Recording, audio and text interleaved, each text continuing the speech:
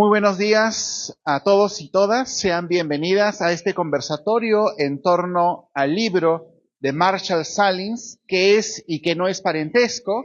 Este es un libro editado por el Fondo Editorial de la Universidad Nacional Mayor de San Marcos y tenemos el día de hoy el gusto y el placer de tener a Enrique Rojas y a Julio Portocarrero en esta mañana para conversar en torno a este libro que fue publicado hace algunos años en inglés y que debemos destacar, esta es la primera versión en español del texto. Yo creo que ese es una de las cosas que nos hace enorgullecernos en el fondo editorial de la Universidad Nacional Mayor de San Marcos. Esta es la primera versión en castellano del libro ¿Qué es y qué no es parentesco?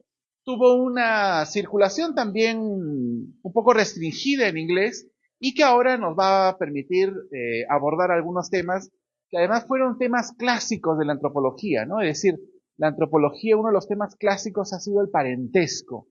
Y creo que después de muchos años el parentesco todavía sigue siendo una problematización presente, pero además matizada por nuevas perspectivas que además alimentan y hacen vigente este tema tan importante que nos acompaña el día de hoy. En ese sentido, agradecemos la presencia de todos ustedes y también agradecemos a aquellas personas que nos acompañan en las redes sociales esta mañana. Sin más, entonces dejo el micrófono a Enrique Rojas, que nos va a comentar sobre el libro, y luego con Julio Portocarrero, y la idea es tener, luego de sus presentaciones, un diálogo también con el público para conversar un poco más y conocer un poco más sobre los aspectos centrales de este texto y las discusiones que nos plantea Marshall Salins con respecto al parentesco y por qué esas distinciones de qué es y qué no es parentesco. Bien, sin más, entonces dejo el micro y agradezco la posibilidad de que ustedes estén esta mañana y también a nuestros comentaristas para la presentación. Adelante, Enrique. Bien, ¿se escucha? Lolo. Ya, porque yo me escucho solo a mí. Bueno. Bien, entonces vamos a comentar brevemente el texto de Marshall Salins, ¿Qué es y qué no es parentesco?, publicado este año, en 2023, en Lima, por el Fondo Editorial de la Universidad Nacional Mayor de San Marcos, con gran acierto. Cuando uno se acerca a un texto de un autor como Marshall Salins, uno se aproxima a este a partir de un problema surgido del propio avance de las investigaciones que uno desarrolla. Es así como se lee un texto teórico. Cuando este texto llegó a mis manos, yo estaba por enésima vez dándole vueltas a la relación entre humanos y no humanos, plantas y animales, entre los Ashaninka. Y nunca olvidaré la experiencia francamente desagradable cuando volví de mi segunda temporada con los Ashaninka de leer en el texto de Butcher y Selby, Kinship and Social Organization, una idea que me impresionó de una manera desagradable, ¿no? Estos autores decían que en las sociedades que estudiamos los antropólogos, las plantas y los animales eran llamados con los términos de parentesco, pero esto no dejaba de ser más que simples metáforas marginales al sistema. No dejaban de ser más que simples metáforas marginales al sistema de parentesco. ¿Era este un acercamiento adecuado a lo que acababa de encontrar en el campo? Evidentemente no me pareció satisfactorio. Los Ashaninka llaman a las plantas de la yuca su hermana y consideran al resto de las plantas cultivadas sus ancestros en el mito de origen. Más adelante, en mi carrera, encontré en la obra de Descola una reformulación del concepto de animismo de Edward Burnett Taylor, que en alguna medida me ayudó a saciar mi necesidad intelectual de comprender estos hechos, que en las representaciones de los no humanos, en ciertas sociedades se daba la idea de una interioridad análoga a la de los no humanos y una exterioridad distinta a la de los humanos y a las de los no humanos entre sí. ¿No? La interioridad humana y la exterioridad no humana. en los no humanos. Esto me ayudó en alguna medida, pero aún me quedaba algo por comprender. No me sentía totalmente satisfecho. Y entonces, ¿por qué no me encontraba suficientemente satisfecho? Porque todavía no encontraba la respuesta al uso de los términos de parentesco para entender estas relaciones entre humanos y no humanos. Y entonces encuentro la definición de Salins del parentesco como mutualidad del ser. Es decir, una multiplicidad de participaciones intersubjetivas que abarcan no solo el individuo, sino a otros individuos en y más allá de su grupo de parentesco, identidad étnica e incluso comprende las relaciones entre humanos y no humanos.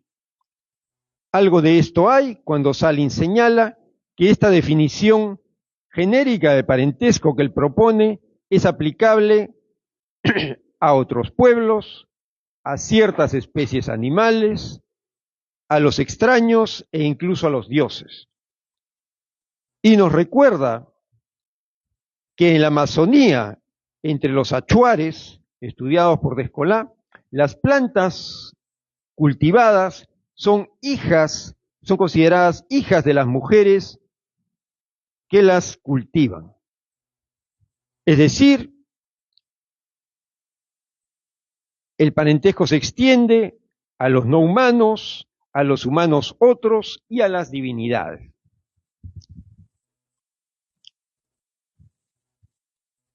Pero enfoquémonos por el momento en el parentesco en el ámbito de los humanos. El concepto de mutualidad del ser permite dar cuenta de la interdependencia entre parientes, del hecho que los parientes se pertenecen entre sí, y del hecho remarcado por Marilyn Strathern para Melanesia, de que la persona puede ser entendida como lugar compuesto de sustancias y acciones de otros. De modo que la persona es compuesta, y es que, como ya lo había dicho Julian Pitt Rivers, la mayoría de los pueblos del mundo no comparten el individualismo de Occidente moderno y no tienen la necesidad de explicar lo que les parece evidente. El yo no es solo el yo individual, sino que incluye, según las circunstancias, a aquellos con quienes se concibe solidario, en primer lugar, sus parientes. Esto citado por el propio Salins. En este punto, breve paréntesis, me llama la atención una gran ausencia. El ensayo sobre la persona de Marcel Mauss. Marcel Mauss nos muestra en el ensayo cómo se construye históricamente el concepto del yo, del individuo, que es particular a Occidente. ¿No? Es un largo proceso que va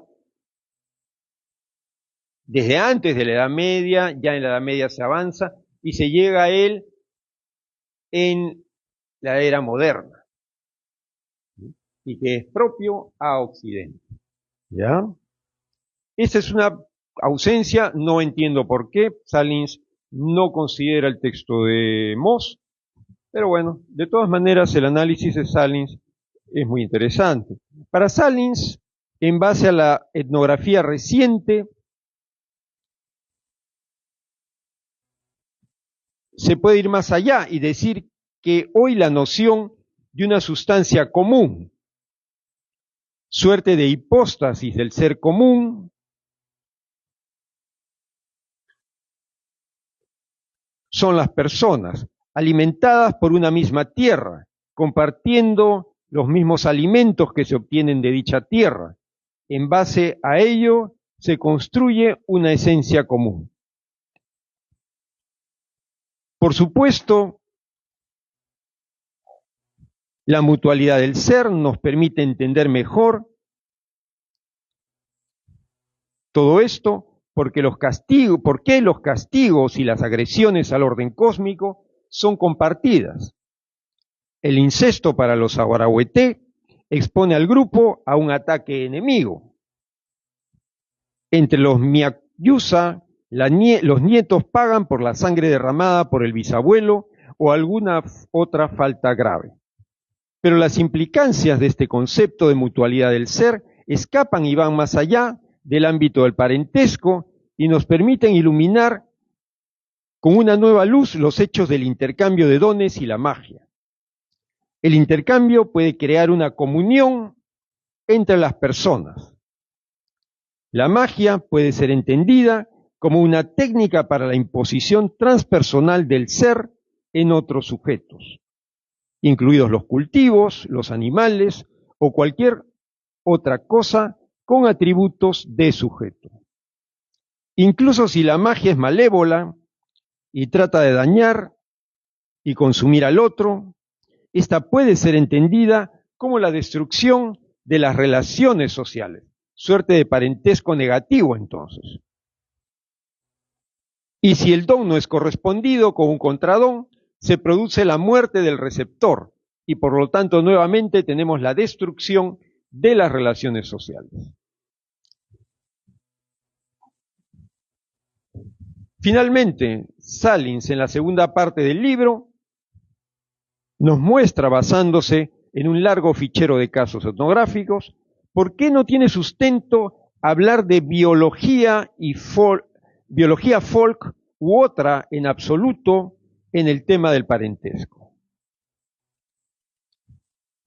Y es que en pocos o ningún pueblo, aparte de los euro-norteamericanos, o sea, británicos y estadounidenses, se entienden a sí mismos como constituidos sobre algún sustrato biológico-cultural. Y asimismo nos muestra por qué debemos dejarnos de robinsonadas y partir de la pareja aislada, como en una ínsula desierta, para entender la producción de nuevos individuos. Dice Salins, con mucho acierto, claramente el nacimiento humano es una función semiótica de un orden parental, en lugar de que un parentesco sea una consecuencia biológica del nacimiento. Y en medio de todo esto, Salins presenta una otra hipótesis de gran interés teórico, de que el parentesco podría muy bien ser una capacidad humana inherente a nuestra especie, otro aspecto que nos diferenciaría de otros primates. Se puede así, nos dice el autor, de ser así, nos dice el autor, habría que invertir el supuesto corriente de que las categorías de parentesco son generalizaciones de las llamadas relaciones primarias de nacimiento o extensiones de las relaciones familiares de un ego abstracto. Bien, esto es básicamente lo que me ha impresionado de este texto, que efectivamente, como ha dicho el doctor Suárez, ha tenido poca difusión, poco impacto quizá en la discusión teórica de la comunidad antropológica y que sin embargo me parece esclarecedor en muchos aspectos. Y que está, y lo que más me gusta es que recoge los aportes últimos, no solo del primer mundo, como puede ser de Escolá, la doctora Taylor de Escolá, esposa de Escolá, de Viveros de Castro, ¿no? Sino también quiero decir de Viveros de Castro, ¿no? De latinoamericanos que han llegado a las cimas teóricas de la disciplina. Muchas gracias.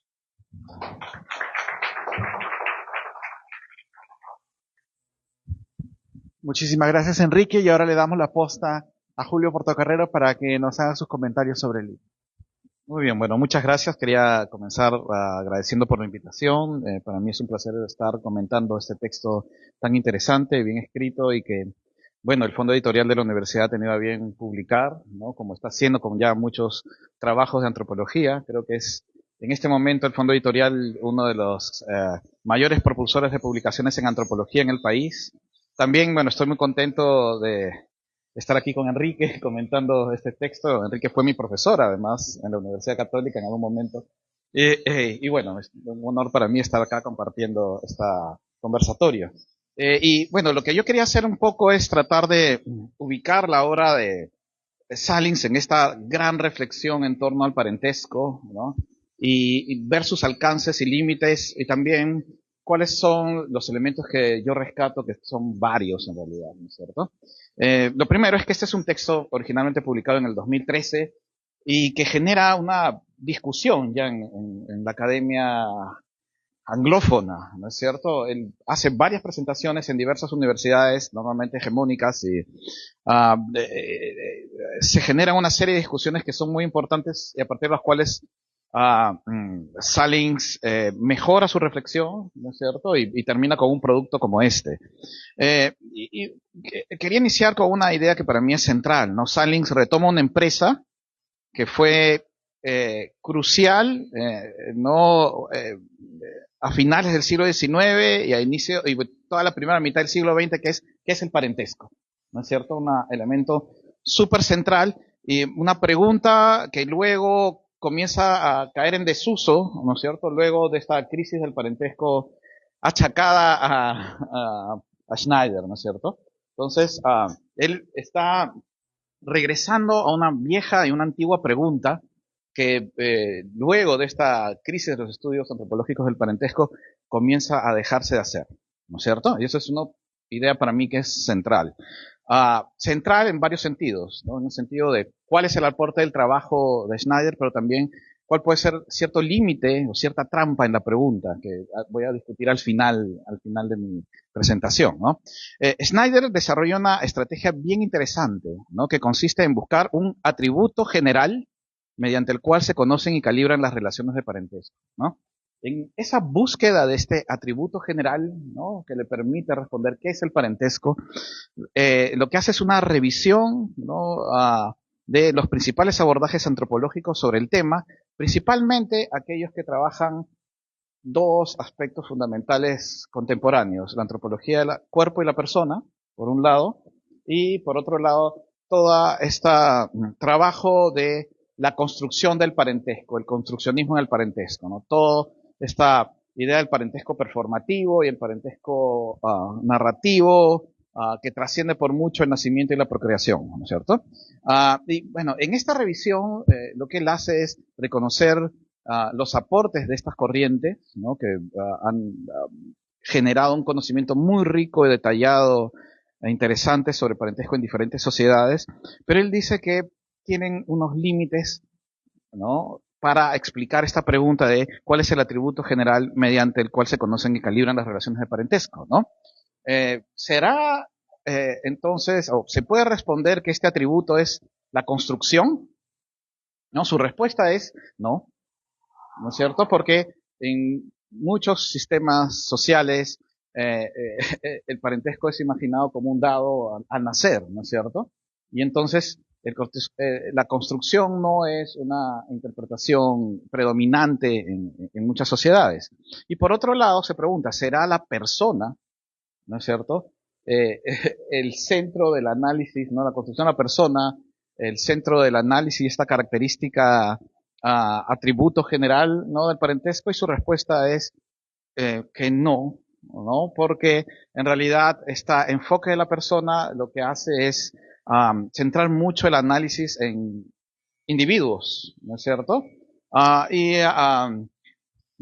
no observar un aspecto que para él es crucial, como ya ha dicho Enrique, que es la intersubjetividad del ser, la mutualidad del ser, ¿no? Entonces, él lo que hace es rescatar esta categoría, ¿no? Es decir, ¿no? En muchas sociedades no se piensa de una manera individual, ¿no es cierto? Y el parentesco no se practica de manera construida como elemento principal aunque esto ocurre sí en muchas otras sociedades, ¿no? Pero hay un elemento común a todo esto, que es esta mutualidad de ser, ¿no? ¿En qué consiste la mutualidad del ser? Esta idea de gente que pertenece uno a la otra, ¿no es cierto? Vidas que son unidas e interdependientes. Lo que le pasa a uno afecta al otro, ¿no? Y delineando cuerpos, experiencias, sentimientos transpersonales, ¿no? Una idea muy interesante, ¿no? Que hemos visto nosotros también etnografía del parentesco en Perú. Yo estaba recordando en este momento esta idea de teta asustada y quería saber cómo podría ser analizada tal vez como una experiencia, ¿no es cierto?, de intersubjetividad o mutualidad del ser, ¿no? Tal vez como una herramienta analítica interesante para interpretar este fenómeno, por ejemplo, ¿no es cierto? Él habla además que en realidad esta mutualidad del ser opera sobre las colectividades y los parientes, generando una serie de efectos, ¿no es cierto? En primer lugar, motivando una serie de prácticas y significados que tienen que ver con cuidados, intercambios positivos, ¿no es cierto? Resguardos, atenciones, y claro, este es un elemento central en su trabajo. Por otro lado, lo que hace la mutualidad del ser es que las experiencias sean transpersonales, ¿no es cierto? Y nosotros mismos, y él dice, ¿no? Invito al lector a pensar en su propia experiencia, ¿no? Y cómo hay en ella experiencias transpersonales. Y de hecho ustedes lo han sentido en algún momento, ¿no? Sentí un dolor aquí, pensé en mi familia y algo le había pasado, ¿no? A mi madre, a mi hermano, ¿no? Que es algo muy común, ¿no? Y otro aspecto bien interesante es que para él esta mutualidad del ser forma parte, ¿no?, del mismo régimen de los intercambios de dones y la magia, ¿no? En tanto que implican medios humanos de intencionalidad e influencias, ¿no?, mutua, ¿no? Y ahí hay un aspecto bien interesante porque él dice que, claro, a diferencia de la magia, el parentesco no es coercitivo. Y este es un asunto que él resalta, ¿no es cierto? ¿No? Muy bien. ¿Cuáles son las ventajas que tiene usar esta noción de mutualidad del ser frente a otros aspectos para definir esta característica, ¿no?, del parentesco? Y es que, en primer lugar, ya no interesa cómo es la formación del parentesco, los medios de formación del parentesco. No se trata de si es un parentesco por nacimiento o es un parentesco por construcción, ¿no? La idea es que hay un elemento común, independientemente de cómo se dé esta construcción, esta formación del parentesco, que es esta experiencia intersubjetiva, ¿no es cierto? Por otro lado, para él, esta idea de mutualidad del ser, además sirve para interpretar todas estas relaciones entre especies, interespecies, ¿no es cierto? Y entonces para él no importa ni cómo ni con quién se hace el parentesco, porque todos los medios de construir parentesco son en esencia los mismos, ¿no es cierto? Construyendo un sentido común de participación, ¿ya? Ahora, él además añade una cosa que es interesante y es que esta mutualidad del ser tiene límites. Y para él estos límites son espaciales y genealógicos, ¿no? A mayor distancia, menor es el sentido de mutualidad del ser, ¿no? Muy bien, el texto es sumamente interesante y yo quería, luego de exponer un poco lo que para mí es la lógica de argumentación de Salins, comentar un poco para mí la relevancia de este texto y cuáles son sus alcances y límites, ¿no es cierto? En primer lugar, una idea bien interesante es que Salins sintetiza décadas de conocimiento antropológico sobre parentesco y lo sintetiza además de una manera relativamente sencilla, y además de eso de una forma muy fluida, que es algo que yo quisiera resaltar del texto. Además de eso, y acá cito a Janet Karsten, esta noción de mutualidad del ser evoca muchos ejemplos reconocibles de cómo nosotros sentimos y vivimos el parentesco, ¿no es cierto? Hace mucho sentido, no solo para el especialista antropólogo, sino para cualquiera que lea ese texto, pero también para quienes, como Enrique y yo, hemos trabajado en Amazonía, ¿no? Esta idea de mutualidad del ser está muy presente y muchas veces no sabemos cómo explicar, cómo interpretarlo, ¿no es cierto? Sin embargo, algo que yo he encontrado es que haciendo un examen más profundo, hay algunas interrogantes que a mí me gustaría plantear, ¿no? La primera interrogante que surge para mí a partir de la lectura es esta idea de por qué entender la mutualidad del ser como un estado basado en reciprocidad positiva, ¿no es cierto? Él resalta mucho esta idea de cuidados, amor, empatía, responsabilidad sobre estos seres compartidos, entre estos seres compartidos, ¿no es cierto? Y como los tipos de intercambio que producirían la mutualidad, ¿no? Y yo me pregunto si la mutualidad del ser también incluye coerción, violencia, abusos, abandono, alejamiento, desconexiones, ¿no? Que también son inherentes y no son fallas que confirman la regla, ¿no? O que tal vez no son fallas que confirman la regla. Y ahí pienso un poco en este argumento que él plantea de que los intercambios, o sea, negativos en el parentesco, ¿no? Las agresiones, la coerción, son equiparables a la brujería y a la hechicería, ¿no es cierto? Que más bien depredan esta mutualidad del ser, ¿no? Y yo estaba pensando, por ejemplo, en una etnografía tan interesante como la de Christian Van Vliet, ¿no? En los Andes, y cómo se hacen parientes a partir de coerción, la jerarquía, ¿no? Y las obligaciones, y violencia, ¿no? Que es algo que ella expone muy bien en varios de sus artículos y en su trabajo, ¿no? Entonces, yo creo que es muy interesante porque esto nos plantea también la idea de cuál es el papel del distanciamiento y la desaparición en estos intercambios, ¿no? Y me preguntaba si tal vez un abandono podría ser un don preciado para un pariente, dejarlo en paz, dejarlo libre, alejarse también como un don en algunos casos, ¿no es cierto? Y bueno, estas preguntas para mí nos llevan a trascender esta dicotomía reciprocidad positiva, reciprocidad negativa, que a veces también nos obliga a encajar en, ¿no?, un dualismo, estas prácticas, ¿no? El otro tema tenía que ver con que el ejercicio que hace Salins lo obliga a aislar el parentesco. Y ya lo que yo sentí es que el parentesco parecía un tanto aislado, ¿no es cierto? Casi como ciertos proyectos previos que intentan responder qué es el parentesco, ¿no? Como muchos de los intentos anteriores, el parentesco aparece como un fenómeno relativamente independiente a historia o economía política, ¿no? Y ahí también yo pensaba que esto implicaba ciertos riesgos, ¿no? Ciertos riesgos que Salins se esfuerza por tratar de anticipar, ¿no? Pero que pueden ser malinterpretados por algunos lectores y por el auditorio, ¿no? Uno de los riesgos es tal vez convertir este asunto de la mutualidad del ser en una esencia, ¿no es cierto? Como una estructura ya dada, que no permite plantear otras preguntas y claro, que congela ciertas concepciones y prácticas de diferentes pueblos en el tiempo y que no da lugar al surgimiento de otras formas de subjetividad, ¿no es cierto? Y uno de los temas en donde yo más resentí esto es en el análisis del poder, ¿no es cierto? En el análisis del poder, porque, claro, él lo definía como, bueno, es un tema que no va a abordar en este caso, pero definía el poder como un desequilibrio del ser mutuo, fruto de cierta prioridad en la genealogía o desigualdad en la distribución de estos dones, en la construcción de parientes, pero, claro, tenía una visión limitada al parentesco del poder, ¿no? Y es un tema que es interesante, ¿no? Yo quería también retomar una pregunta que se hacen varios autores, entre ellos Maurice Bloch, ¿no? De ellas, si la mutualidad del ser es una categoría suficiente para definir qué es parentesco, ¿no es cierto? Y ahí hay como tres estrategias que diferentes análisis de este texto están planteando, ¿no? La primera es diferentes observaciones, ¿no? Si es lo suficientemente abarcadora, ¿no es cierto? Si encajan todas las prácticas e ideas en torno al parentesco en esta idea de mutualidad del ser, y ya están apareciendo algunos autores que dicen, no, en mi caso etnográfico esto no es así, ¿no? Y hay que resaltar que Salins dice, esto no es una revisión absoluta, ¿no? Yo lo que estoy mostrando es qué es para mí parentesco, y estoy ejemplificándolo con esta revisión, ¿no es cierto? Por otro lado, el mismo Maurice Bloch habla sobre esta idea de que la mutualidad del ser no necesariamente caracteriza exclusivamente al parentesco, y puede aparecer en compañerismo, en otras experiencias de relacionamiento, ¿no es cierto? Y qué hacer con esto también, con este tema, cómo resolverlo.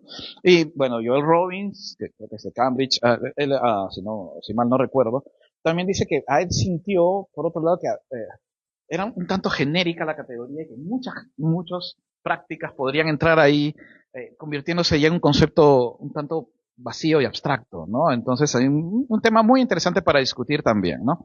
Estos argumentos para mí nos evocan a discusiones antropológicas de mediados del siglo XX en realidad, ¿no es cierto? Y aunque reconozco que Salins revisa y retoma toda esta etnografía masónica que es preciosa, ¿no? Y que todos debemos leer en nuestra formación, ¿no? Siento cierto déjà vu, ¿no? Y estoy robándome un término de Shryock, que dice cómo emplea mucho de la antropología clásica y olvida un poco los aportes de la antropología de lo que Janet Karsten denomina el after kinship, ¿no? Esta idea de estudios que enfatizan el papel de la historia, de la economía política, ¿no es cierto?, de la globalización, como aspectos importantes en el análisis del parentesco y justamente no aislarlo, ¿no? Entonces ahí esto me lleva a una última pregunta, ¿no? Y ¿es la pregunta ¿qué es el parentesco? Una pregunta tramposa, ¿no es cierto? Te puede llevar ¿no? a este tipo de análisis que muy sugerentes, interesantes también, pero plantea ciertas limitaciones. Y ahí pienso también claro, algo que señala Janet Karsten cuando habla de esto, after kinship, ¿no es cierto? Y que el after kinship, estos estudios posteriores, ¿no?, a la crisis del parentesco, sumamente históricos y políticos, no solo implicaron una variación en la forma de hacer el trabajo de parentesco, sino de preguntarse en los estudios de parentesco, ¿no? Ella dice, la pregunta ya no es qué es, ¿no?, que asume que hay un dado, que a veces puede ser universal, sino qué emerge de procesos históricos y políticos particulares y globales también, ¿no? ¿Qué tipo de parentesco emerge? Y eso es una idea también interesante que podríamos plantear. Entonces, la pregunta es un tanto peligrosa, es casi una trampa, como digo, ¿no? Y sin embargo, yo siento que este libro vale la pena leerlo, revisarlo, discutirlo y utilizarlo en nuestros trabajos, ¿no es cierto? Más de sintetizar décadas de aportes etnográficos, ¿no es cierto?, esta noción de mutualidad del ser, ¿no?, aunque presenta ciertas dificultades como en este argumento de ser el rasgo característico del parentesco, ¿no?, es realmente muy útil para entender procesos de experiencias, no solo dentro de lo que son sistemas de parentesco, sino sistemas de relacionamiento en general, y de hecho para mí tiene muchísimo sentido en diferentes ámbitos. Y solo voy a hablar de dos para ya terminar con mi exposición y pasar al diálogo. El primero es esta idea de la lucha sobre la tierra, ¿no es cierto? Esta idea de que la tierra es pariente, ¿no es cierto? Y hay una mutualidad del ser con la tierra con la que trabajas, donde vives, que es algo que yo he experimentado muchísimo entre los aguajún, ¿no es cierto? Lugares específicos, que luego, obviamente, industrias extractivas y demás no, es una idea que no contemplan y un argumento que se pierde y que para mí la mutualidad del ser sirve para ayudar a entender mejor. No estoy pensando, por ejemplo, en un trabajo de Riol Gala, ¿no?, sobre territorio entre los aguajún, al que esta idea de mutualidad del ser para explicar este relacionamiento con la tierra le hubiera sido muy útil. Y el otro tema tiene que ver con, en mi caso, ¿no?, este tema de las enfermedades y esta idea de la enfermedad compartida y la construcción de identificación a partir de la enfermedad. Algo que comentaba Enrique y a Luis Alberto al inicio es que en el trabajo de campo doctoral que hice con mi esposa y con mi hija, mi esposa y mi hija enfermaron. Y en una enfermedad muy común entre los aguajún, y cuando ellas regresaron de tratarse por segunda vez de la enfermedad, fueron recibidas por nuestras vecinas y amiguitas de mi hija con abrazos diciéndole, ahora son condorcanquinas, son como nosotros, por haber enfermado, ¿no?, y compartir esta condición. Y claro, ¿no?, la idea es que también te ayuda a algo que es la enfermedad transpersonal, ¿no?, que es poco explorado en nuestro país y que para mí sería muy interesante de ir explorando. Y bueno, entonces yo solo quiero terminar con una invitación a todas y todos a leer este libro y aprovecharlo y sacarle el jugo. Muchas gracias. Muchas gracias, Enrique. Muchas gracias, Julio. Definitivamente este libro abre muchas posibilidades para seguir pensando el parentesco, pero sobre todo volver a colocar el parentesco sobre la mesa, sacarlo de esa vieja casilla, de la vieja formalización de la antropología hacia el parentesco para poder ubicarlo quizás desde otras perspectivas o desde otros ángulos. Una de las cosas que quiero resaltar, que me parece muy interesante, que mencionó Enrique, es esta idea de pensar el parentesco como una trama, pero también como una semiótica, ¿no? Que me parece bien interesante. Bien, Primero le damos, Enrique, paso a las preguntas y luego hacemos una siguiente ronda. ¿De acuerdo? A ver quiénes se animan a hacer algunos comentarios, algunas preguntas.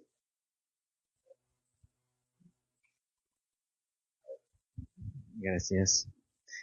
Bien, en principio, felicitar a la comisión que organiza estas actividades porque nos une para reflexionar y sobre todo para actualizarnos con las últimas publicaciones que se edita, y sobre todo por nuestra universidad. Eso es muy importante, de ahí mis felicitaciones a todos. Ahora, el parentesco. Estoy pensando, ¿por qué este término de parentesco que la antropología acuñó y no deja de ser viva hasta la actualidad? Y creo que va a continuar. Aún así cambiará la sociedad, regímenes, sistemas, en fin. Porque tratar de parentesco es tratar de la subsistencia humana como especie, al cual siempre es abogado. Y uno de los mecanismos de exigir esta subsistencia es a través del parentesco y agregar a través de las alianzas. Porque el ser humano no podemos estar tan aislados, tan separados. Siempre vivimos, buscamos nuestra conducta gregaria y no podemos salir. Aunque se ha intentado, ¿cierto?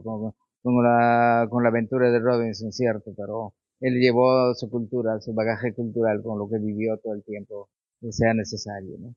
Entonces, y creo que no solo, si hablamos del parentesco, quizás no solo sea humano, también es de los animales en general. Y si existiera otros mundos, seguramente en esos mundos también tendrían esa relación, porque si no, no podríamos subsistir, sencillamente. El día que termine el parentesco, creo que la especie humana también habrá terminado.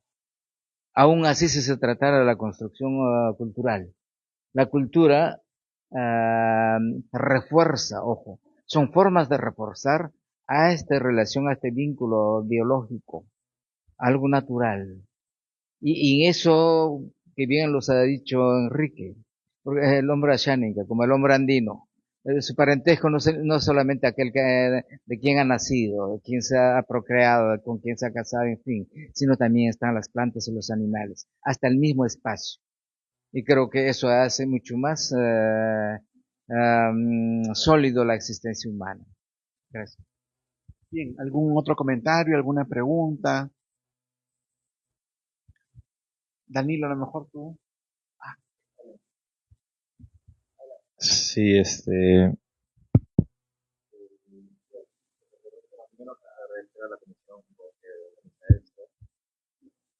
ya, era por eso, ok. Sí, primero agradecer a la comisión que está organizando esto, agradecer al profesor Garrido, al profesor Enrique. En general, no he revisado el texto todavía, espero tener la oportunidad de hacerlo.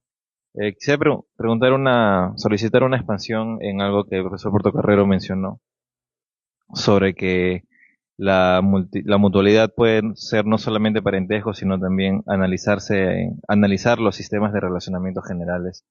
Eh, lo primero que me pareció a mí es que podría verse como que se está pasando estos análisis de parentesco como algo organizado y estructurado.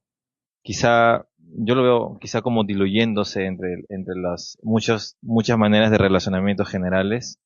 Este, ¿cómo se ve este cambio del paradigma, no? Quizá tiene que ver con los desarraigos culturales, quizá tiene que ver con la múltiple eh, occidentalización de los distintos mundos. ¿O cómo se ve este cambio, no? ¿Lo ven como un cambio, lo ven como un proceso? ¿O simplemente es que, un proceso histórico, o simplemente es que nos hemos dado, entre comillas, cuenta de que el parentejo no es solamente, de que no es solamente algo estructurado, sino también tiene que ver con todas esas nociones, ¿no? Porque yo sí lo veo como, puede verse como algo histórico, creo, ¿no? De que ya las sociedades no están tan, unificadas entre sí, o sea, no es todo tan aislado, sino que estamos en un, en una, mucho dinamismo, digamos.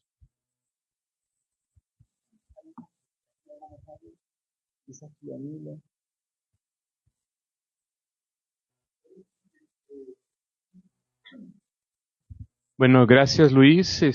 Bueno, gracias a todas y a todos que organizaron el conversatorio, que es muy importante, ¿no? Como comunidad estemos dialogando, ¿no? Gracias a Enrique y a Julio. Eh, y bueno, pues algunas ideas, ¿no? Algo que sí me parece interesante destacar, que igual, digamos, o sea, por más que la mayoría de los ejemplos vengan, ¿no? Digamos, de sociedades no occidentales, ¿no? O no occidentalizadas, igual hay, ¿no? Ejemplos importantes de que él toma de Inglaterra y de otros lugares, ¿no? O sea, no es que, ¿no? Digamos, esta mutualidad del ser sea, digamos, que Occidente la haya superado, ¿no? Y aunque él no lo trata, digamos, o sea, o sea, esta idea, digamos, de esta independencia del ser humano, ¿no? Digamos, ¿no? Del ser humano individuo autónomo, pues, o sea, existe, pero yo creo como una proyección de Occidente, ¿no? O sea, en la práctica estamos muy afectados también por esa cuestión de la mutualidad del ser, también nos percibimos como seres pues fraccionados y que nos debemos en larga medida pues a nuestros lazos, ¿no? Entonces, ¿no? O sea, ¿no? Digamos, o sea, ejemplos, ¿no? Digamos de que, ¿no? Yo haría todo por mi hijo, siento que mi hijo, ¿no? Soy yo, es mi futuro o algo así, son, digamos, son cosas que lo dicen los ingleses, que lo dicen los estadounidenses, ¿no? No es una cosa ¿no? De pueblos exóticos, digamos así. Entonces eso me parece bacán del libro, ¿no? Y que creo, entiendo, tiene que ver también con los estudios de Strathern, sobre parentesco en Inglaterra, ¿no? Pero que yo no los conozco todavía.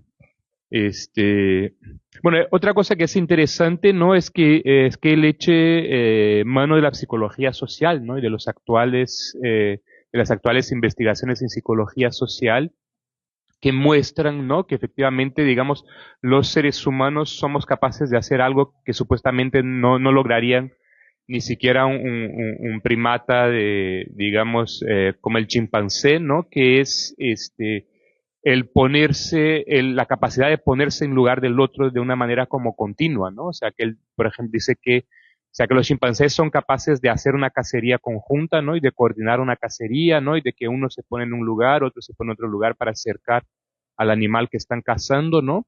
Pero que, digamos, pero no tienen la capacidad de ponerse uno en lugar del otro, ¿no? O sea, eso es algo diferente. O sea, coordinar entre sí es diferente de imaginarse en lugar del otro, ¿no? De ponerse en lugar del otro.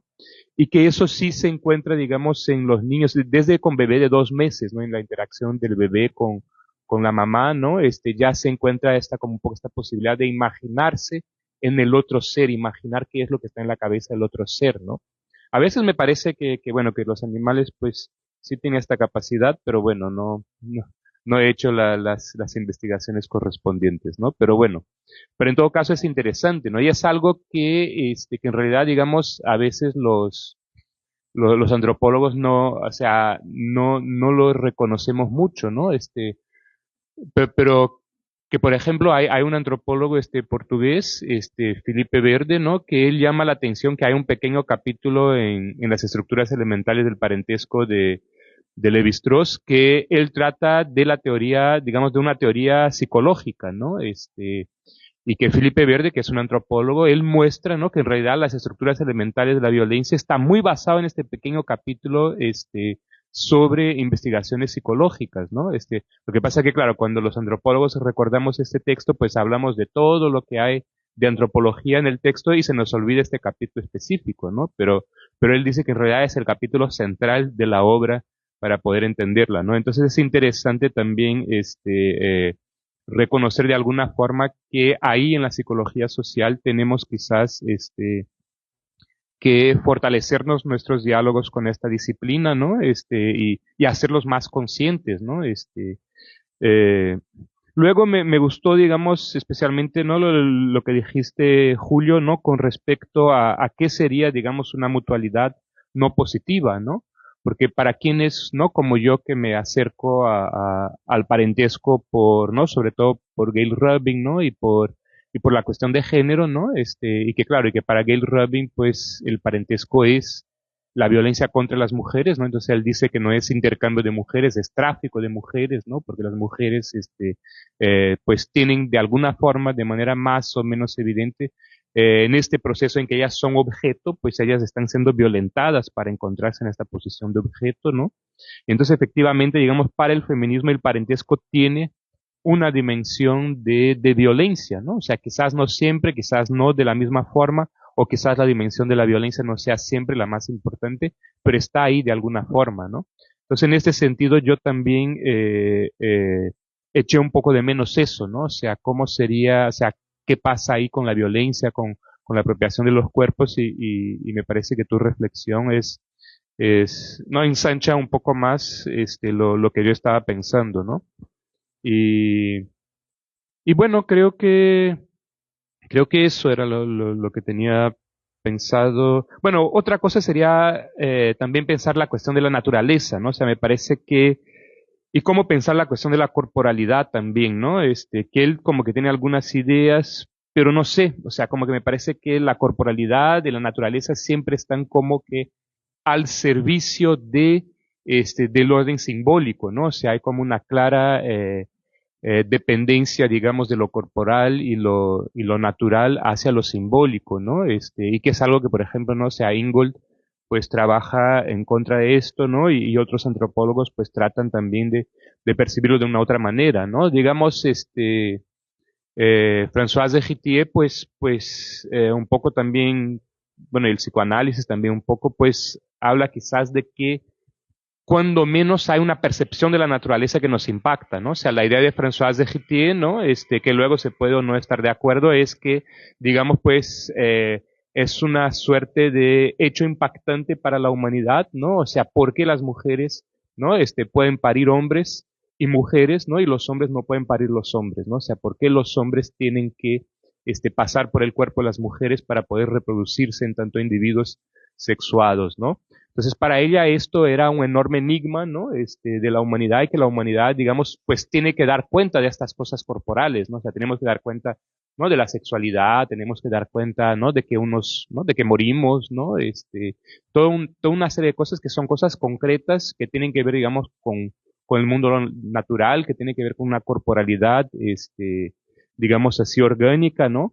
Y que eso, pues no puede estar simplemente, digamos, dependiente de lo simbólico, ¿no? O sea, tiene un impacto, mueve con nosotros, ¿no? Y eso es algo que tampoco queda como muy trabajado en el libro, ¿no? Entonces, esas son algunas reflexiones que tenía, pero que igual el libro me parece también bien bacán, ¿no? O sea, muy, muy útil. Muchas gracias, Danilo. Entonces, damos paso a una ronda de intervenciones. Bien, una cosa que se quedó en las notas de mi intervención inicial fue la relación del concepto de mutualidad del ser con estos conceptos ya obsoletos en la antropología como la participación, ¿no? Que nos remite a un autor que Salins no menciona, pero que está ahí, que es Lucien Lévy-Bruhl, ¿no? Explícitamente Salins señala que esta propuesta corre el riesgo de ser confundida con lo de la participación, pero que él está muy lejos de eso, ¿no? Y está claro que no tiene nada que hacer, no tiene que hacer una cosa con la otra, ¿no? Bueno, con respecto a lo que dice Sabino, efectivamente, ¿no? Aunque hoy en día cuando pensamos, bueno, los logros de la humanidad, pensamos en las ondas a Marte, las ondas a Venus, que la Luna y todo eso ha sido posible gracias al parentesco. Sin el parentesco no hubiéramos llegado a ninguna parte. Y el parentesco sigue siendo actual, ¿no? Aquí el joven que intervino primero, disculpe su nombre. Sí. ¿Ah? Diego. Ya. Bien. Diego señala el asunto de si el parentesco no se estará diluyendo ¿no? Entre muchas formas de relacionamiento.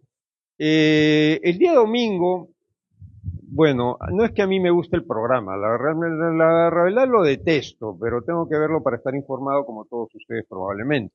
En Panorama sale esta entrevista a esta señora palestina que se casó con un representante de Naciones Unidas, que vive acá en el Perú, pero que usando la tecnología está siguiendo lo que le pasa a su familia en Palestina, ¿no? Está a ¿cuántos kilómetros pueden ser? 2.000, 3.000, no sé cuántos serán, no soy muy numérico. Y sin embargo está preocupadísima, no tanto por sus primos, sino por su sobrina. ¿Por qué? Porque es la descendencia, pues, la descendencia de la familia. Ella, bueno, al ojo ya pasó el reloj biológico que le permite tener descendencia, entonces su preocupación es por la sobrina. ¿Qué es eso? Eso es el parentesco. El parentesco está ahí, sigue vigente. Y seguirá vigente, como bien ha dicho Sabino, mientras existamos los seres humanos, porque sin el parentesco los seres humanos no podemos sobrevivir. Esas son ilusiones. Eso es la ciencia ficción que Hollywood ha popularizado tanto, de que llegará un momento en que ya viviremos nosotros en unas especies de toneles, cada uno con una cama, un velador y un lugar para las cosas, y seremos totalmente individuales. Bueno, esa es la utopía individualista extrema de Occidente. ¿Pero eso se ha dado alguna vez? Evidentemente no. ¿Se podrá alguna vez? ¿Alguna vez? Bueno, uno no puede decir ni sí ni no, pero es difícil, realmente muy difícil. ¿Por qué?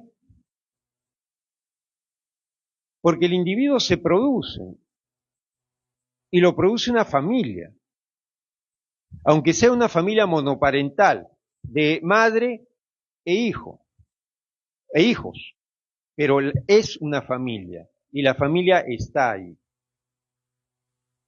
¿Ya? Luego, respecto a la interesante intervención del colega Danilo,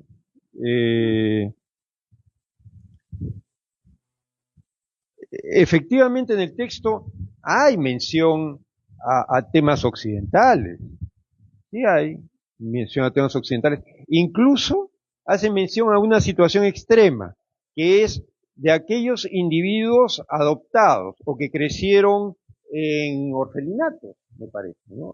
Eso lo menciona Salem, ¿no? Y que luego buscan, ¿no? Cuando llegan adultos, buscan quiénes fueron su genitor y su genetrix, ¿no? Y buscan rastrear eso, aun cuando hayan tenido padres adoptivos, ¿no? Y eso es interesante, ¿no? El parentesco sigue ahí. La mutualidad del ser no ha sido superada en Occidente. Lo que sucede es que, como Marilyn Stratton, citada por Salins, expresa brillantemente en The Gender of the Gift, ese libro maravilloso que recomiendo a todos, aunque ya un poco antiguo, del género del don.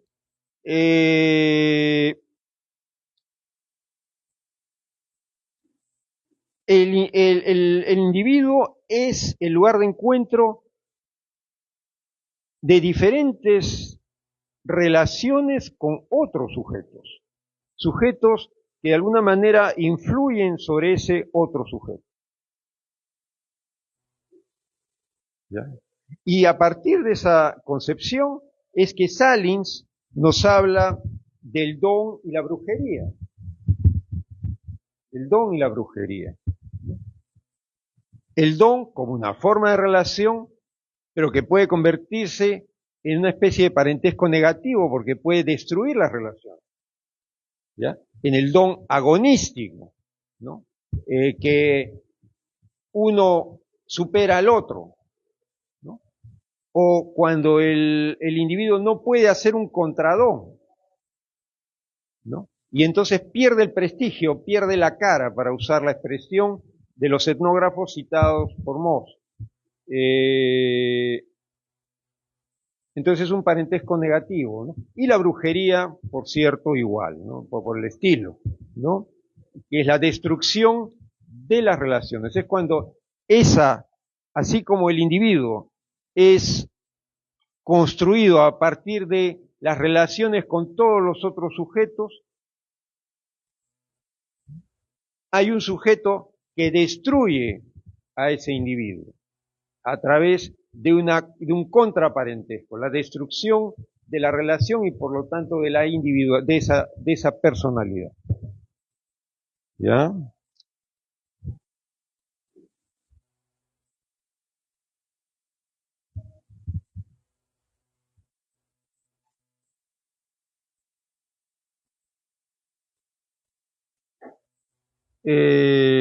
Bueno, yo no he tenido ocasión de leer aún el trabajo de Travin. Danilo, una ayuda. ¿Es Travin? T-R-A-V-I-N. El del tráfico de las mujeres, ¿ah? Gail Rabin. Rubin. Gail, no lo conocía. Ya. Posmoderno, supongo. No lo conocía. Bueno, ese tipo de críticas, bueno, cuando apareció las estructuras elementales, apareció la primera crítica a Levi-Strauss, que el libro Las estructuras elementales del parentesco es un libro machista, que los hombres intercambian mujeres, eso es el colmo del machismo, es la fiesta del machismo. El machismo no es de Levi-Strauss, el machismo es de las sociedades tradicionales, él no tiene la culpa de eso. Ni la apoya ni nada, simplemente la modeliza. ¿Ya? Y el señor Rabin, que voy a leerlo porque me ha despertado la curiosidad, aunque no me parece muy útil, francamente,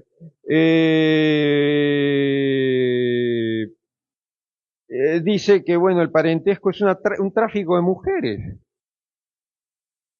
Algo así como que las mujeres, los hombres se posesionan de las mujeres para traficar úteros para procrearse. Es algo así.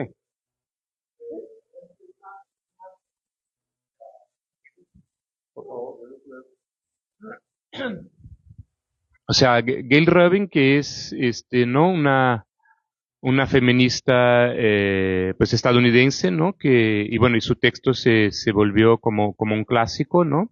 O sea, su idea, digamos, en aquel momento es, digamos, tomar a Levi-Strauss y a Freud de manera análoga a que tomó Marx a Adam Smith y a Ricardo, ¿no? O sea, su idea es que ellos han descrito algo que efectivamente existe, ¿no? Digamos, pues digamos, pues, ¿no? El tráfico de mujeres como ella lo ve, ¿no? Pero que ellos lo toman, o sea, ellos lo naturalizan, ¿no? De la misma, o sea, Freud naturaliza, digamos, lo que serían los rasgos psicológicos, que tienen las mujeres a partir de esa posición del tráfico, ¿no? Y entonces, digamos, pero no ven que pudieran ser posibles otros arreglos, familiares, ¿no? O sea, obviamente hay, ¿no? Digamos, un cierto, una cierta generalización, ¿no? De la teoría de Levi-Strauss, ¿no? En algunos momentos, pero a nivel, digamos, de propuestas, sí es un texto, sí, muy enriquecido, ¿no? O sea, la propia autora, unos años después, porque ella escribe ese texto entre el 71 y el 73, ¿no?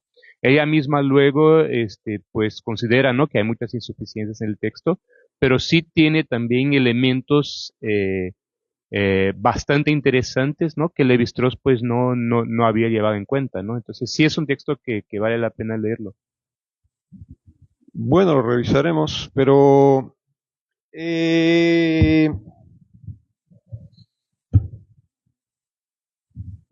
algo pasó en algún momento de la evolución humana en que los hombres se impusieron. Hace algún tiempo se ha encontrado, por ejemplo, la tumba de una cazadora enterrada ceremonialmente con todas sus armas. Se suponía que las mujeres no cazaban, y sin embargo esto se encontró, ¿no? Me enteré gracias a un WhatsApp del aquí presente Sabino Arroyo, a quien le agradezco, porque uno no está en todas, pues, ¿no? Entonces tiene que haber comunicación entre los profesores, si no uno se le pasan las cosas. Entonces, efectivamente, ¿no? Como dice Alan Testar, en algún momento algo pasó y la sangre menstrual se convirtió en el punto de partida de toda una serie de tabús por los cuales se impuso la dominación masculina, ¿no?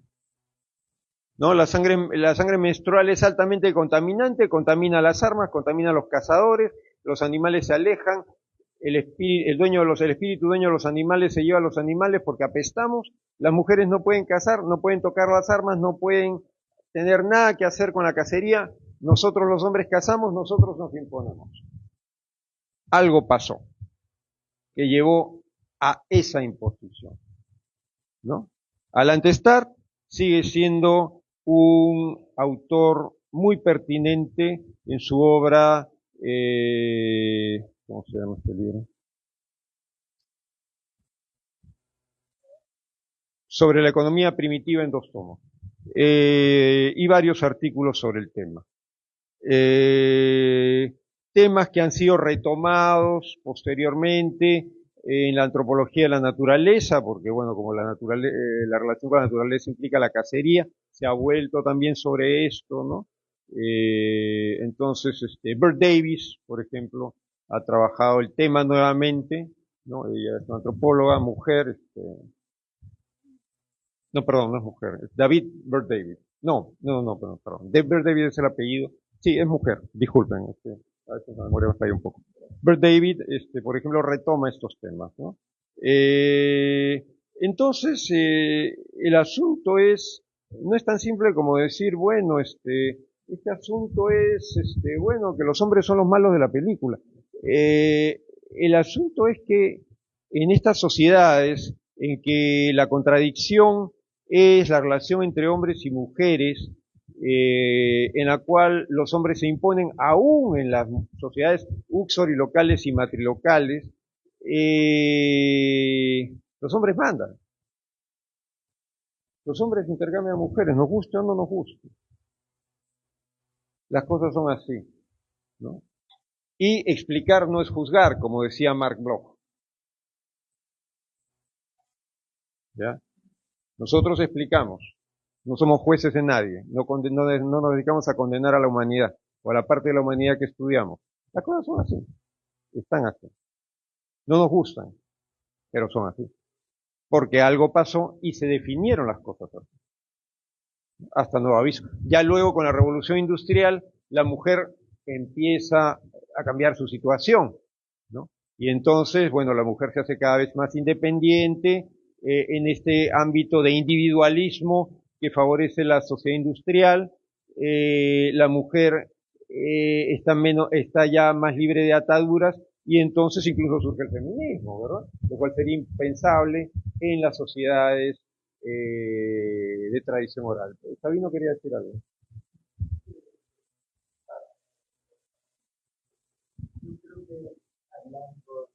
Sobre este intercambio de mujeres o de comercio de mujeres, Levi-Strauss no es culpable. Tendríamos que en todo caso remontarnos a lo que dijo Louis Morgan. Aún él en el siglo XIX está hablando sobre formas matrimoniales. Y luego en esas formas matrimoniales precisamente para mostrar el proceso de evolución del parentesco de la familia, ese desarrollo. Entonces entre ellos es lo que creo que es un matrimonio sindiásmico para se va a darse este caso.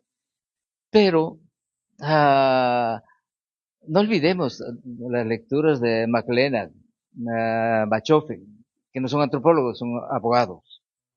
Y están preocupados de ver el principio de las leyes, derechos. Y ahí están encontrando en mitos, análisis, de ahí vienen los análisis de los mitos, donde precisamente en un tiempo atrás las mujeres tuvieron mando. Y ellos van a decir que había un matriarcado. Pero este matriarcado posteriormente es analizado con más detenimiento por Rivers y va a decir, no es un matriarcado, sino es privilegio y potestad de la matrilinealidad, ¿verdad? Todo este proceso. Bueno, entonces, pero es interesante estos debates. Pero no olvidemos un hecho histórico. Luego de la Primera y Segunda Guerra Mundial, Europa queda casi sin hombres, millones de hombres desaparecidos, muertos, y miles y millones de mujeres solteras, sin marido.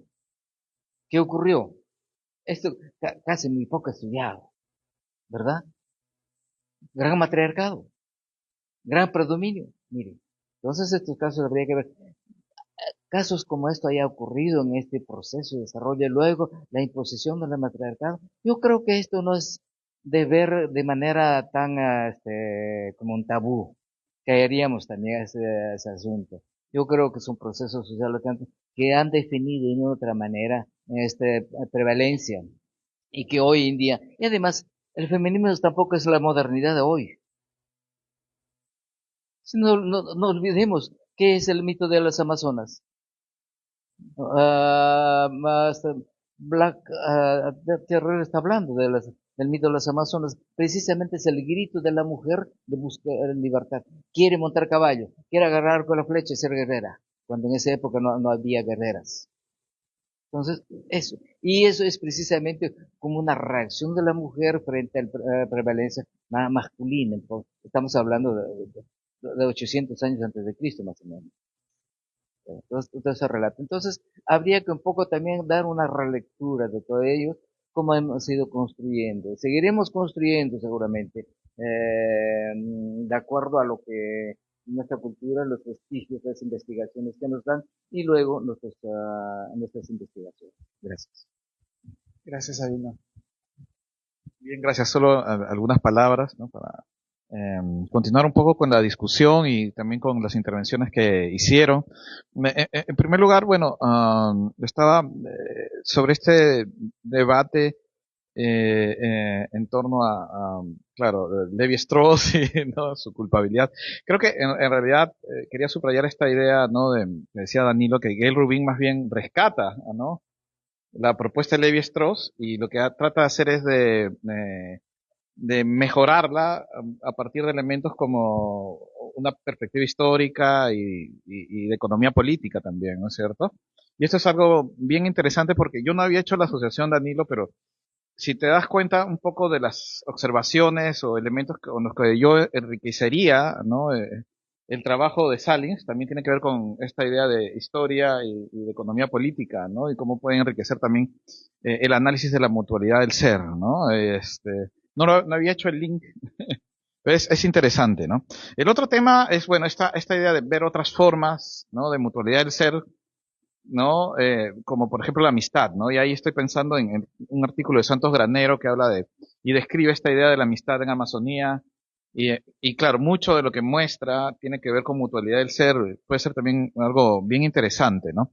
Y por último, yo solo quería mencionar algo que es bien interesante para Salins. O sea, Salins habla un poco del abuso, ¿no? Del uso descuidado de perspectivas antropológicas en parentesco, ¿no? Como el construccionismo, por ejemplo, o también los estudios de la persona que terminan verificando al individuo, ¿no es cierto? Al individuo. Y hay un punto bien interesante porque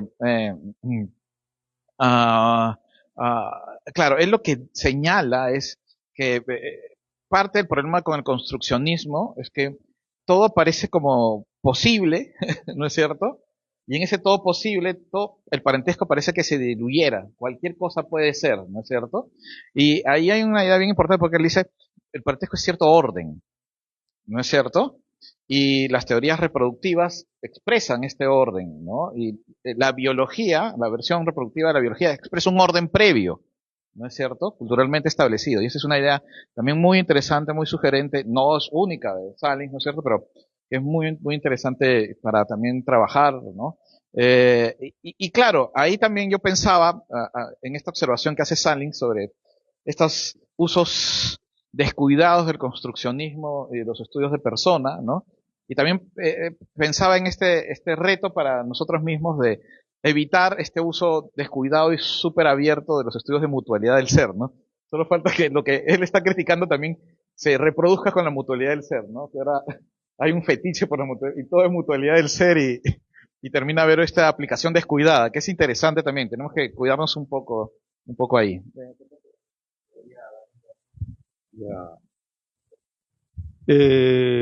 Para aclarar una cosa, un uso descuidado de la mutualidad del ser por parte de quién. Ah, que todo se vuelva parentesco. No, bueno, si alguien entiende claramente que deben haber ciertos usos de la terminología de parentesco, no hay un problema, ¿no? No hay un problema. Siempre y cuando uno se apegue a los datos y no quiera ver lo que no está ahí, sino lo que uno quiere ver, no hay ningún problema, ¿no? Y Salins claramente señala el peligro de poder caer en ideas como la de la participación en los Levi-Bruce, ¿no? Entonces, si uno tiene claro eso, no hay ningún problema, ¿no? Ahora, yo quiero soltar una pequeña propuesta, ya que están presentes los representantes del Fondo Editorial. En la bibliografía de este libro, Salins menciona a Maurice Godelier en sus trabajos sobre el cuerpo con Panov. Sin embargo, me llama la atención que no haya mencionado para nada una obra del 2004 de Maurice Godelier, que él mismo vino a presentar aquí en América Latina y nos visitó acá en San Marcos, que es La metamorfosis del parentesco. No sería una mala idea que el Fondo Editorial hiciera un esfuerzo, si es que no ha sido traducido aún al castellano, y tradujera también esto para terminar el anillo completo. Porque ese es un libro que no es porque yo sea el que yo mucho utilizo en clase, y no porque haya sido uno de los libros con los que me formé en parentesco, junto con los de Héritier, por supuesto, ¿no? Y por supuesto, bueno, los clásicos, que Robin Fox, que Louis Dumont, en fin, ¿no? ¿No? El ejercicio del parentesco, ¿no? El gran libro de François Héritier. Pero Metamorfosis del parentesco, si es que no ha sido traducido al castellano, nos anotaríamos un golazo si lo publicáramos en castellano. Porque obedece a todos estos autores, digamos, está dentro de la línea de todos estos autores cuyas carreras se desarrollaron dentro del ámbito del marxismo y que en sus últimas etapas se dedicaron al tema del parentesco. Bueno,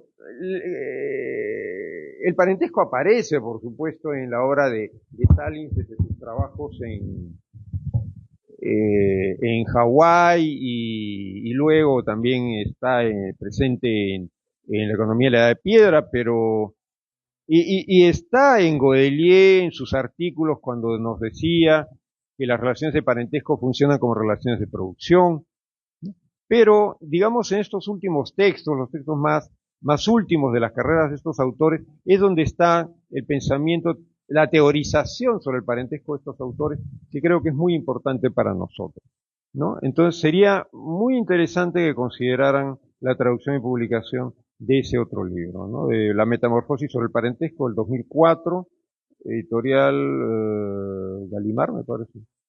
Ya, sí.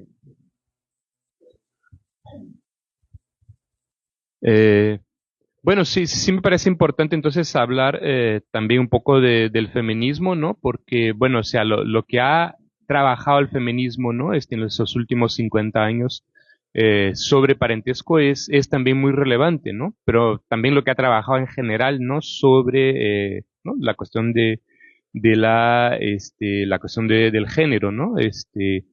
Y bueno, o sea, François de Héritier, ¿no? Que, o sea, que no por algo, digamos, fue quien, ¿no? Sustituyó a Lévi-Strauss en su cátedra en su momento, ¿no? Es, ¿no? También una persona que ha dialogado y que ha, rescatado, digamos, la importancia del trabajo de Gail Rubin, ¿no? O sea, y la propia Françoise de Héritier hace críticas semejantes a Lévi-Strauss como las que hace Gail Rubin, ¿no? Entonces esto no es, digamos, algo casual, ¿no? Sí me parece un poco desactualizada, me disculpas, Enrique, digamos, tú, ¿no? Esta historicización que has hecho, digamos, de la lucha, o sea, digamos, digamos, de este pase, digamos, a un mundo más generalmente patriarcal, ¿no? O sea, algo que las feministas fueron muy claros desde el primer momento y las antropólogas en particular en los 70, es que en el mundo no occidentalizado las mujeres eran mucho más autónomas, ¿no? O sea, en los 70, cuando empieza el feminismo antropológico, por ejemplo, las mujeres podían ser violadas en Europa por sus maridos sin que eso fuera considerado violación. Muchas de ellas, o sea, en Francia recién en los años 60 las mujeres van a poder votar, ¿no? Entonces, la violencia del mundo industrial hacia las mujeres fue escandalosa, ¿no? Y digamos, y a su vez, digamos, esta supuesta victoria, digamos, de lo patriarcal, ¿no? Que no sabemos cómo se dio, tampoco fue tan generalizada, ¿no? Ahora, por ejemplo, se encuentran, ¿no? Se están encontrando los, ¿no? Restos arqueológicos de las supuestas amazónicas de las cuales hablaban los griegos, ¿no? Que efectivamente existían y que eran guerreras, ¿no? O sea, acá, digamos, de la Dama de Cao, ¿no? Hasta que llegan los españoles y que encuentran, ¿no? En la costa norte del Perú, en Ecuador y en Colombia, un gran número de mujeres autoridad, ¿no? Estamos hablando, ¿no? Desde la Dama de Cao, por lo menos, ¿no? Hasta 1500, de 1300, ¿no? De 1300 años, ¿no? De mujeres autoridad, ¿no? En una zona relativamente extensa, del continente americano, ¿no?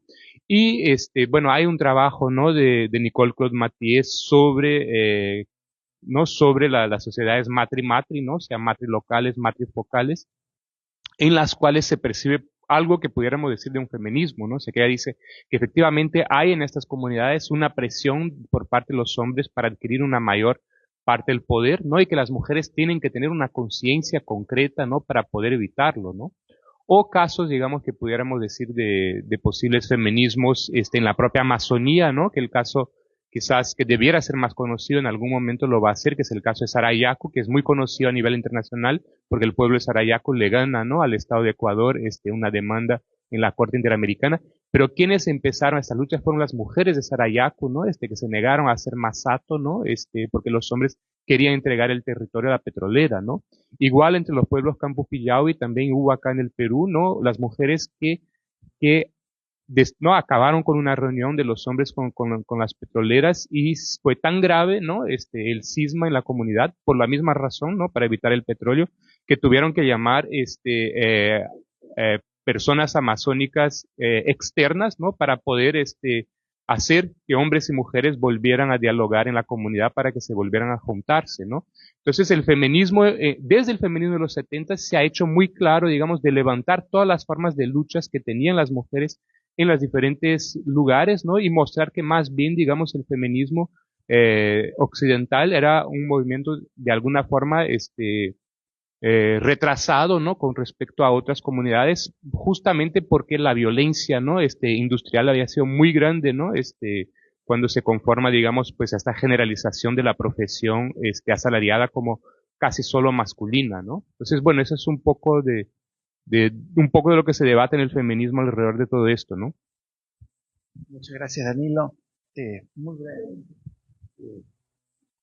Bueno, no se trata de actualización o no ser actualización, sino, o no estar actualizado, sino de escoger en la bibliografía lo que es ideológico de lo que es científico, que es algo bien distinto. Ya, ojo, ya, el problema del feminismo, de la literatura feminista, es que es bien difícil realmente señalar el límite entre una cosa y la otra.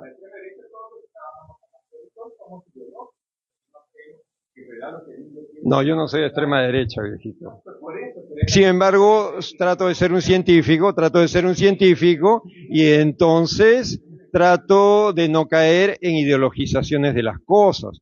Protesta femenina contra las decisiones de los hombres hay desde los trabajos de esta señora norteamericana con los Sharanagua, que las mujeres le hacían huelga a los hombres porque no traían carne de monte, ¿no? Carne del bosque y cosas así. Protesta femenina siempre ha habido, ¿no? Las mujeres tienen sus prerrogativas, no es que los hombres en las sociedades amazónicas limpien el suelo con las mujeres, tampoco es así. En las sociedades subsorilocales, como por ejemplo la Xáninca, una mujer tiene sus prerrogativas. ¿Ya? El hombre no está barriendo el piso con ella todo el tiempo, ¿no? Entonces, a lo que yo voy es que uno no puede caer en ideologizaciones. Entonces, de lo que se trata es de que haya un feminismo bien temperado a la luz del trabajo científico. Leo bastante, gracias. Françoise Héritier, por si acaso, fue mi profesora, ¿ya? Y su obra masculino femenino o masculán feminán, bueno, es bueno, fue en su momento un hito importante del tema de las relaciones de género, ¿no? Pero no se trata de decir, como se ha dicho acá, y perdona, yo creo que ahí se te ha ido la mano, Danilo, de decir que, bueno, el texto o ¿cómo lo dijiste tú? Ya no me acuerdo bien, el texto de Rabin es algo así como casi la piedra fundacional del parentesco en la antropología. No puedes, no me venga con historia. Gracias. Bien, muchísimas gracias por la participación en esta mañana en torno al diálogo sobre qué es y qué no es parentesco. Solamente destacar que este texto es la primera versión en español que tenemos de este texto de Marshall Salins. Creo que estamos muy contentos en ese sentido como fondo editorial y espero que ustedes puedan también revisarlo y muchas gracias por haber participado de esta conversación. Y por supuesto es una conversación que trae muchos puntos para la polémica y para el debate. Muchísimas gracias a Enrique y a Julio por la presentación esta mañana. Gracias.